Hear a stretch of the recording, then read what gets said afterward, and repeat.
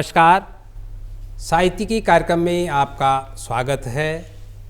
आज के अंक में हमारी चर्चा का विषय है संवेदना का साहित्य, और इस परिचर्चा में भाग लेने के लिए हमारे साथ मौजूद हैं वरिष्ठ साहित्यकार जितेंद्र ठाकुर जी और कथा संवेदना के संपादक समदर्शी बर्थवाल जी। जितेंद्र ठाकुर जी और बर्थवाल जी, आप दोनों का साहित्यिकी के इस मंच पर स्वागत है, अभिनंदन है। बातचीत की शुरुआत ठाकुर जी मैं आपसे करता हूं, और संवेदना के पूरे वितान पर हम विस्तृत पर चर्चा करें। इससे पहले इसकी पृष्ठभूमि के बारे में हम आपसे जानना चाहेंगे। क्या परिस्थितियां थी, कैसे मन में ये बात आई कि एक इस तरह की संस्था होनी चाहिए जिसमें इस तरह की साहित्यिक गोष्ठियाँ हों? इस पर आपकी बात आ जाए, फिर हम आगे बात करते हैं। नौटियाल जी, वो एक बहुत ही लुभावना दौर था। वो एक गाना है ना, परिंदे होते तो मोती के दाने देता, पिंजरे में रख लेता दिनों को। साहित्य के लिए वो दिन वैसे ही थे। क्या बात है। लगातार गोष्ठियाँ होती थीं, विचार विमर्श होते थे जी। लेखन की एक मूक प्रतिद्वंदिता चलती थी जी। और तब हमारे से जो पहली पीढ़ी के लोग थे, उन्होंने तय किया कि एक छोटी सी संस्था बनाते हैं और उसमें बैठेंगे जी। और उस संस्था का ये आलम था जी कि राजपुर रोड में इंडियन आर्ट स्टूडियो हुआ करता था। नवीन नौटियाल जी के पिताजी वो चलाया करते थे। तो इतवार को वहाँ पर ये तय हुआ कि गोष्ठी होगी। अच्छा। और गोष्ठी का ये आलम था कि वहाँ पर अंदर कमरा था जी, और फिर दुकान के बीच में एक पार्टीशन था लकड़ी का जी। इस कदर भीड़ हो जाती थी कि अंदर का कमरा भर जाता था, और जो लोग कुछ देर से पहुँचते थे उन लोगों को बाहर के पार्टीशन के इस तरफ बैठना पड़ता था, और वो सिर्फ आवाज़ सुन सकते थे। क्या बात है। और चेहरे नहीं देख। क्या बात है। तो वो एक ऐसा दौर हमने देखा है साहित्य का, और वो आगे बढ़ा।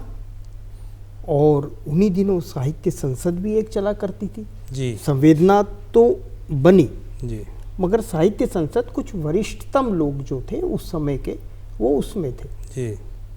मगर जब संवेदना बनी तो यहाँ के लोग वहाँ भी जाते थे और वहाँ के साहित्य संसद के यहाँ भी इसमें भी आते थे जी। और खूब खुली बातचीत होती थी, कविताएं होती थी, कहानियाँ होती थी जी। वो आलम ही कुछ और था। क्या बात है।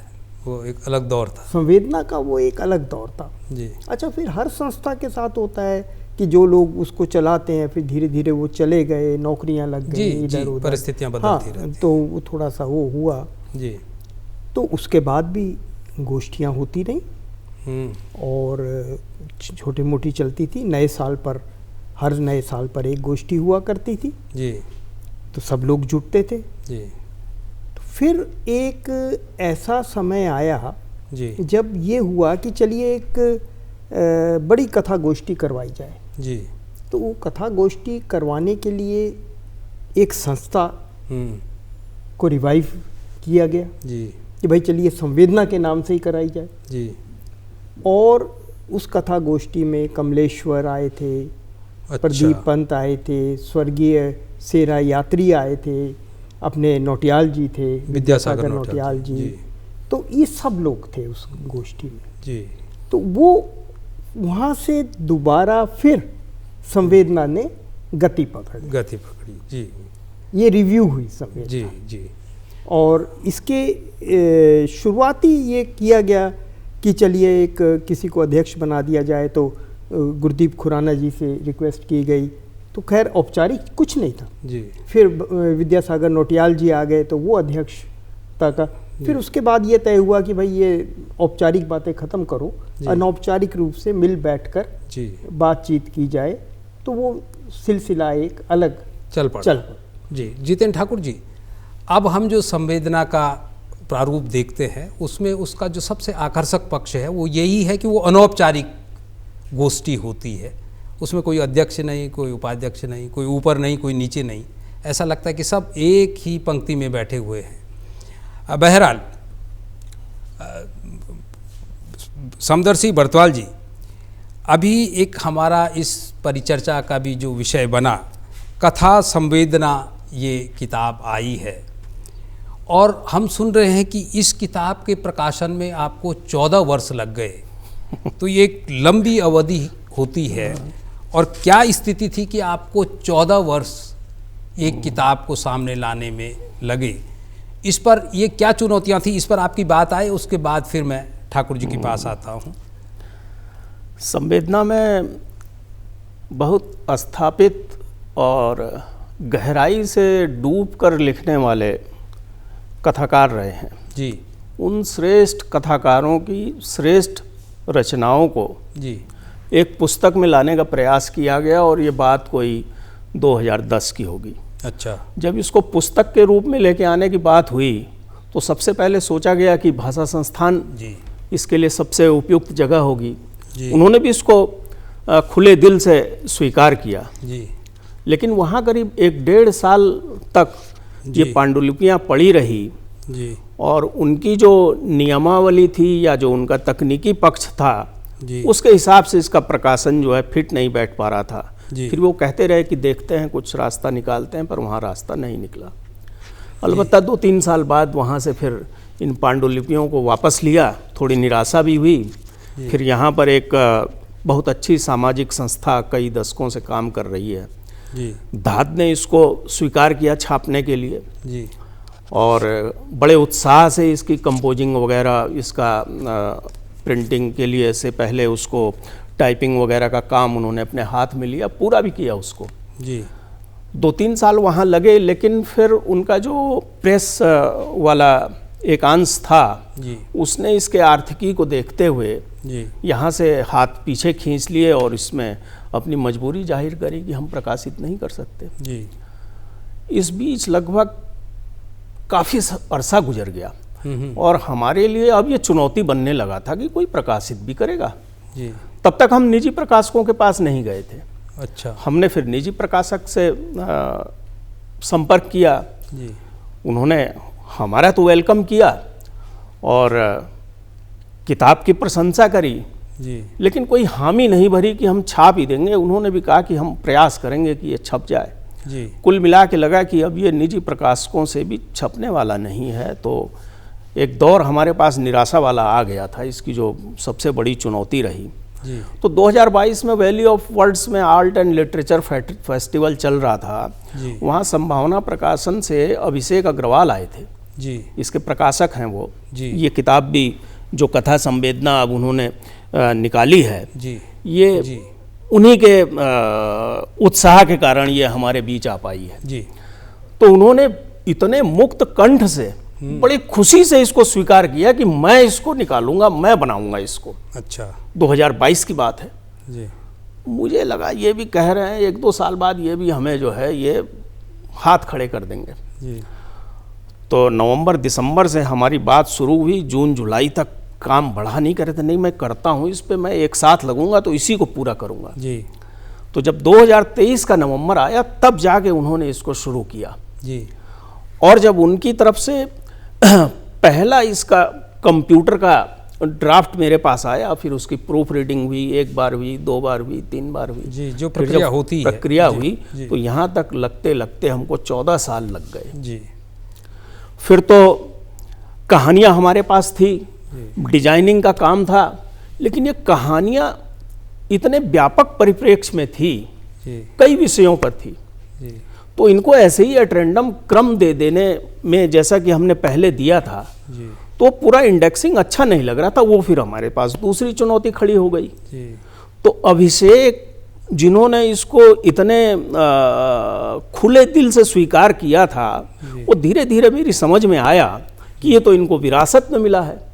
उनके पिताजी अशोक अग्रवाल जी जाने माने कथाकार हैं जी। और 60 के दशक से वे ऐसे कथाकार हैं, प्रेस भी उन्होंने शुरू करी कि देश का जो भी कथाकार, स्थापित साहित्यकार दिल्ली से होकर गुजरता था, वो अशोक अग्रवाल जी के पास जरूर आता था। जी।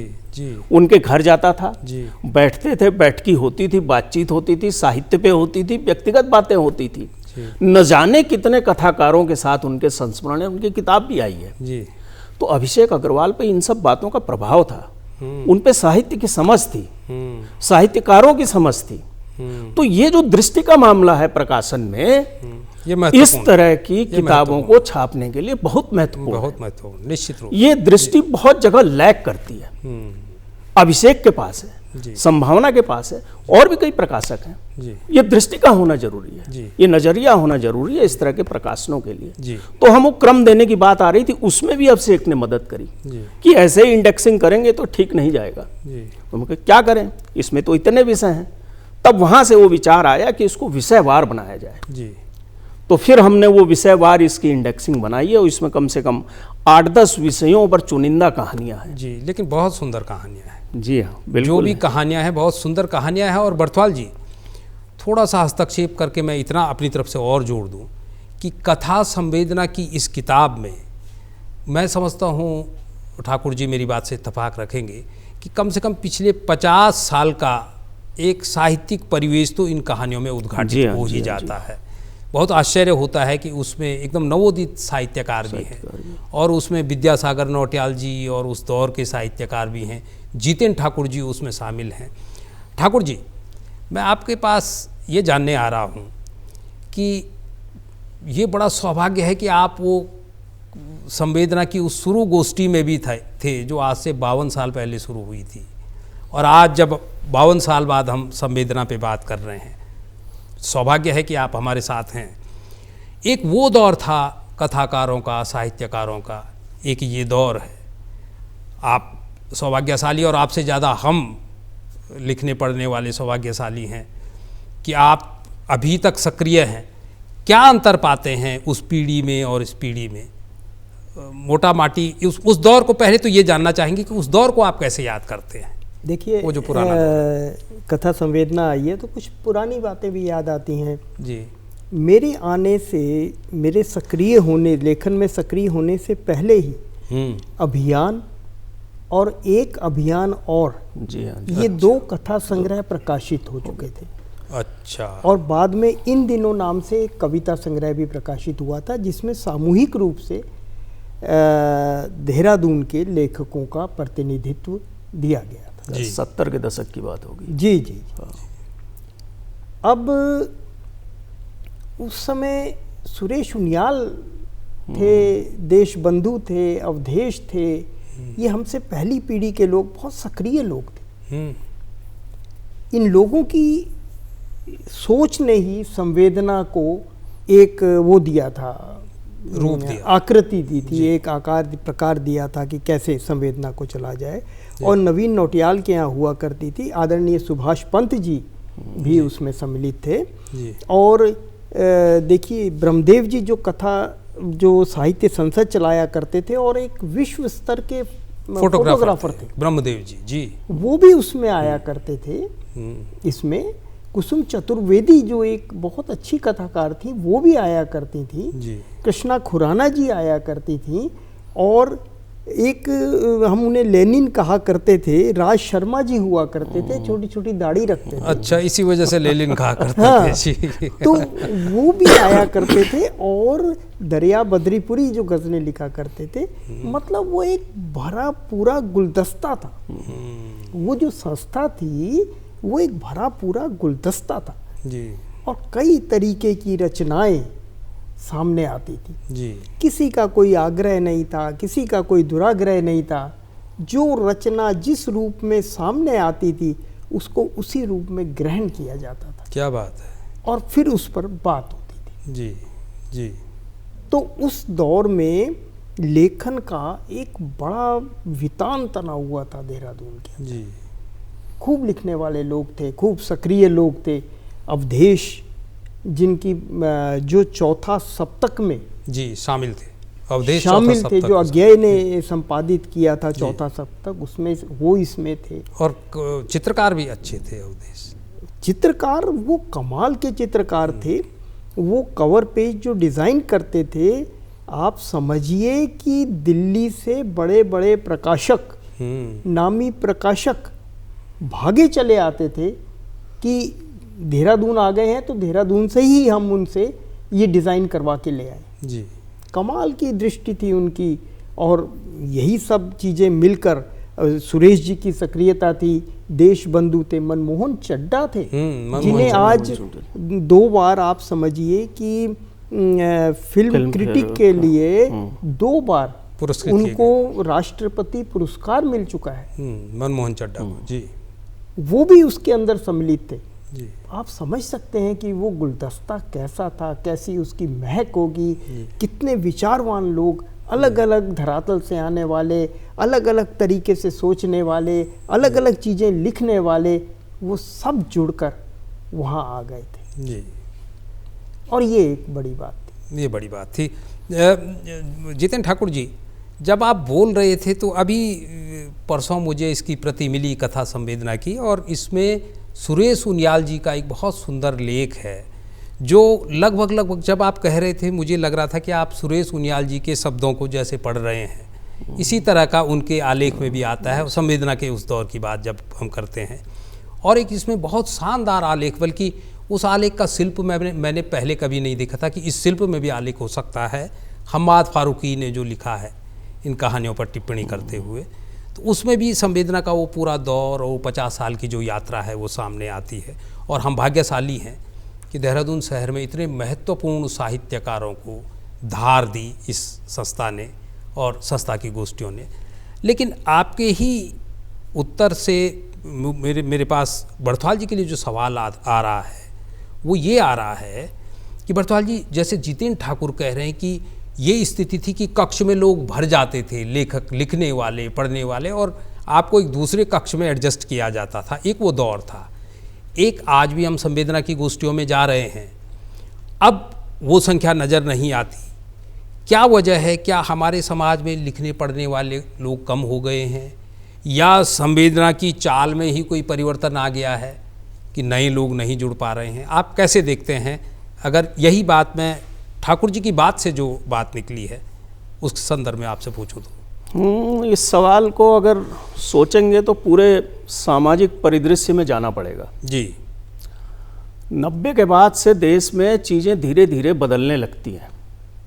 पूंजी का बड़ा भारी प्रवेश होता है। जी, कई पक्ष समाज में आगे बढ़ने के लिए खुलने लगते हैं। जी, गतिशीलता आती है, चलने में भी, तकनीक में भी, संचार माध्यम में भी। जी, उसने साहित्य पर और साहित्यकारों पर भी बड़ा असर डाला। जी, आदमी अब तेजी में है, समाज तेजी में है, शिक्षा व्यवस्था पे उसने असर डाला। जी, पहले जब हम लोग पढ़ा करते थे, चाहे स्कूल में रहे हों चाहे कॉलेज में रहे हों, हमारे पास बहुत समय होता था रचनात्मकता के लिए, अन्य विधाओं के लिए। जी, अब जो स्कूल के बच्चे हैं उनको किसी अन्य रचना विधा में काम करने के लिए, अपना शौक पूरा करने के लिए समय नहीं बच रहा है। नहीं है, बिल्कुल। कॉलेज में जाने के लिए वो इस तरह से कैरियर ओरिएंटेड हो रहा है कि उसके लिए इन विधाओं के लिए समय नहीं बच रहा है। जी, जो समय अब बच रहा है, तो जो हमारे पास दूसरे मीडियम आए हैं, बातचीत के, लिखने के, टेलीफोन आया, सोशल मीडिया आया, व्हाट्सएप आया, फेसबुक आया, और समाज में जल्दी जल्दी बढ़ने की मानसिकता आई। जी, इन सारी चीज़ों ने मिला करके आदमी को लेखन का काम भी तुरंत से करने की ओर अग्रसर किया। संवेदना में तो समय ज़्यादा लगेगा, जी, बहुत ज़्यादा लगनशील चाहिए आदमी, जी, उसको बहुत ज़्यादा पढ़ना पड़ेगा, जी, उसको धैर्य रखना पड़ेगा, उसके साथ के लोगों को सुनना पड़ेगा, अपने आप को, अपनी रचना को परिमार्जित करना पड़ेगा। एक एक रचना में हो सकता है उसको 6-6 महीने लग जाएं। जी, विद्यासागर नौटियाल जी का उदाहरण देते हैं, आप लोग भी देते हैं।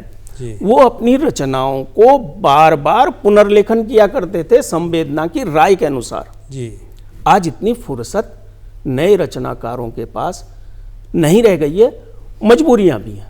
जी, अब अगर एक आर्टिकल फेसबुक में रात को लिख करके सुबह को उसमें 100, 500 या 1000 लाइक्स आ जाएं, माने इतने लोगों ने पढ़ लिया और अपनी स्वीकारोक्ति दे दी कि आपने बढ़िया लिखा है, जी, तो वो संवेदना में आ करके और 6 महीना एक आर्टिकल पे लगाएगा। जी, वो जो धैर्य चाहिए, जी, तथ्य चाहिए, जी, भूगोल, शब्द संपदा, भाषा, इन सब पे जो अधिकार चाहिए वो फेसबुक और सोशल मीडिया ने तो छीना ही है। ये एक छोटा पक्ष है।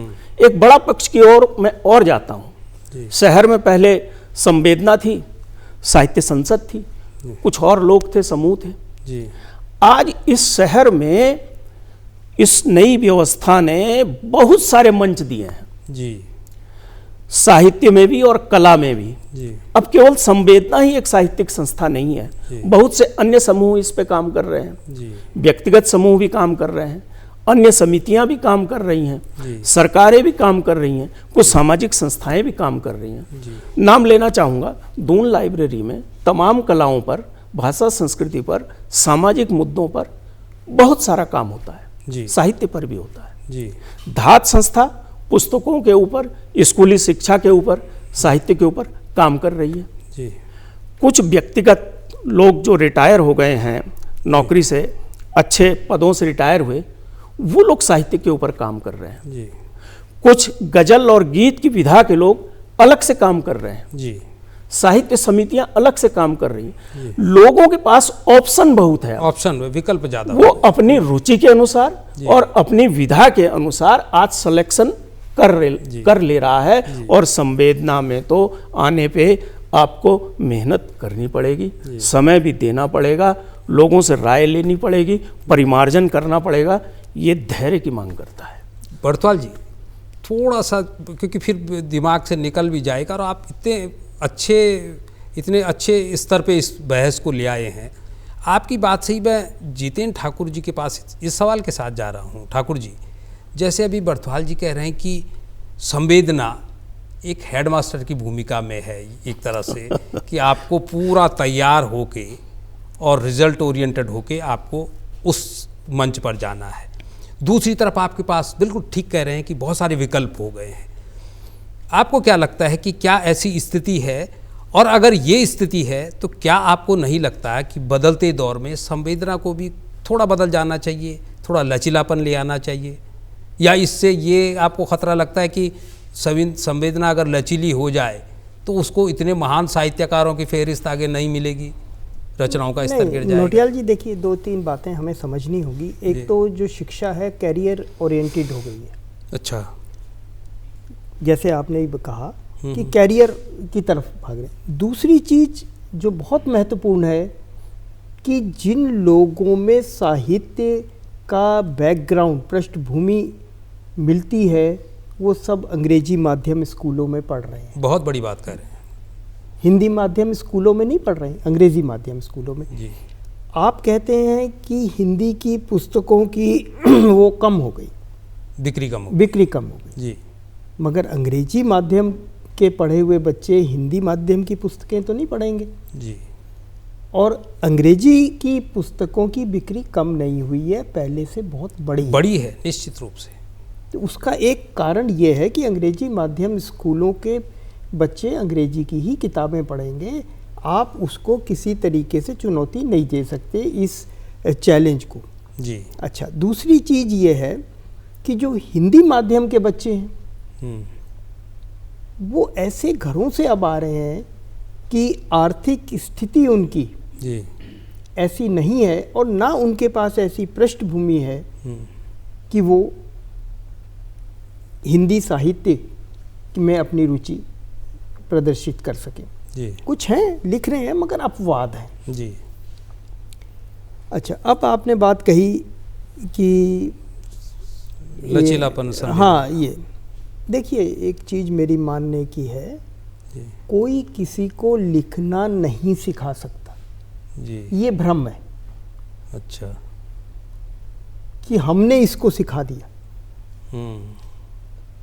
आदमी लिखना एक ही तरीके से सीख सकता है, और वो अपने से पूर्ववर्ती साहित्यकारों को पढ़कर। बहुत बड़ी बात है, बहुत बड़ी ये बात। जो किताबें हैं ये स्कूल हैं।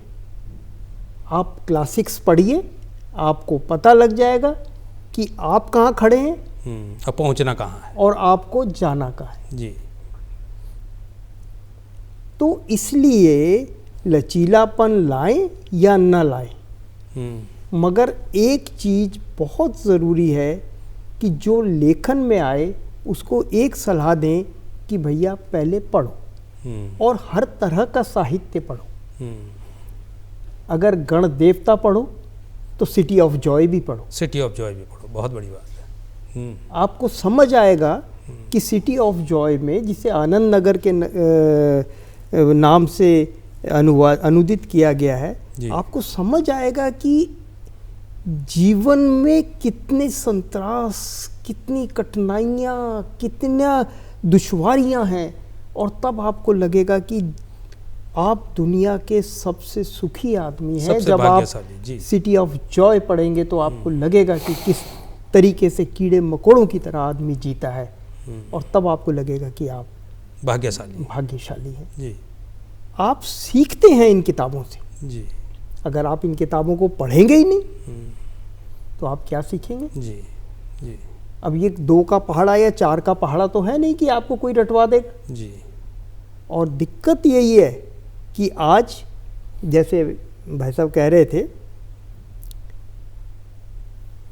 संपादन खत्म हो गया, मेरिट पे चीज सामने नहीं आ रही है। आपने लिखा, डाला, 100 ने लाइक दिया, आप खुश हो गए कि साहब मैं विश्व स्तरीय लेखक हो गया। कहाँ, एक जर्मन से भी लाइक आया, और एक पाकिस्तान से भी आया, और एक फला जगह से भी आया। जी। जी। अगर कहीं मेरिट हो, अगर संपादन हो, तो वो रचनाएं छन कर बाहर आएंगी, और जब छन कर बाहर आएंगी पढ़ी जाएगी, तो वो प्रतिनिधि रचनाएं होंगी, बिल्कुल, और वो साहित्य को समृद्ध करेंगी। बहुत अन्यथा ये भ्रम है, और उस भ्रम को कोई जीना चाहता है तो जितना जीता रहे। रचनाओं को समृद्ध करने के लिए पढ़ना ही जरूरी है। पढ़ना ही जरूरी है।